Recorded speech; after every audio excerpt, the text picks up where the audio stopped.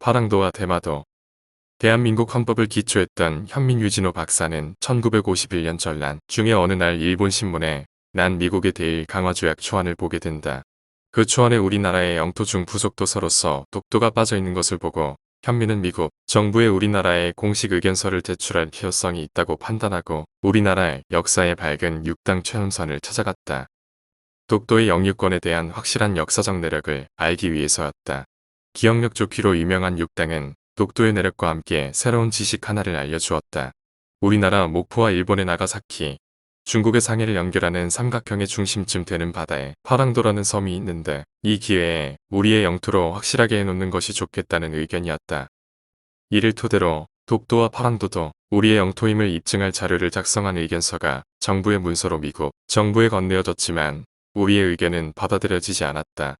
그해 여름 현민과 절친했던 한국산악회의 홍종인 씨가 이 소식을 듣고 자신이 주동이 되어 우리 해군의 협조를 얻어 일본이 발행한 해도를 가지고 파랑도를 찾아 나섰으나 끝내 찾아내지 못하고 이를 두고 훗날 현민은 어떤 글에서 국가의 권위를 상징하는 정식 외교 문서에 실존하지도 않은 섬 이름을 적어 우리 영토라고 주장한 것은 돌이킬 수 없는 실수였다고 적고 있다. 그러나 이 생각은 틀린 것이었다.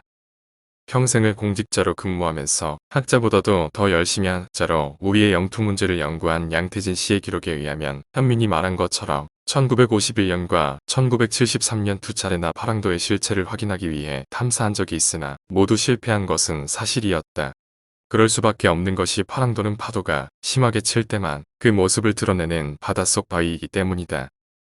그러나 1884년 영국의 해도에는 분명히 이미 우리나라의 최남단 마라도 서남쪽 149km 지점에 직경 500m의 암초가 소코트라 바위라는 이름으로 표시되어 있었고 1984년 제주도 어민의 이상향인 이어도를 찾아 나선 제주대학교 탐색팀 앞에 파랑도는 이어도로 제 모습을 드러냈던 것이다. 이런 사실을 현민은 타계할 때까지 모르고 있었을 뿐이다. 지금은 이곳을 우리의 해양과학기지로 활용해 온 지도 꽤나 오래되었다. 여간 다행스러운 일이 아니다. 만약에 우리가 발견하지 못하였거나 발견하고도 방치해 두었다면 휘시 그 지역은 중국 것이 되고야 말았을 것이다. 지금도 중국은 때때로 자기네 땅이라고 주장하고 있으니 말이다.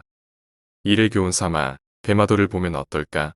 국회에서 어떤 의원이 대마도도 우리 땅이라고 하자라고 말하는 것을 듣고 우리나라 건국 대통령인 이승만 박사가 대통령 취임 후 제1성으로 일본에 대해 대마도를 한국에 반환하라고 요구하고 나선 이후 처음 듣는 소리여서 여간 통쾌하지가 않다.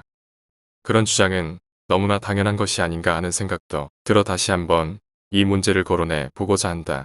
학자들의 설명에 의하면 일본이 독도를 자기네 땅이라고 주장할 논거보다는 우리가 대마도를 우리 땅이라고 주장할 논거가 비교도 되지 않을 만큼 훨씬 더 많다고 말한다.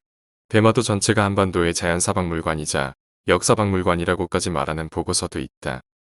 지리적으로만 보아도 대마도가 우리와는 50km 밖에는 안 되지만 일본 본도와의 거리는 147km나 된다는 점에서 대마도가 우리의 땅이지 어떻게 일본의 땅일 수 있을까 하는 생각을 하게 되는 것은 너무나 당연하다.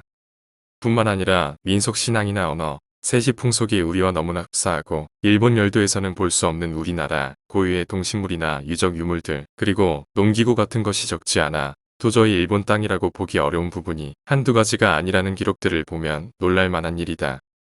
이쯤 되면 대마도가 우리 땅이라고 주장할 만한 근거가 너무나도 충분한 것이 아니겠는가. 김중희 전 환경부 장관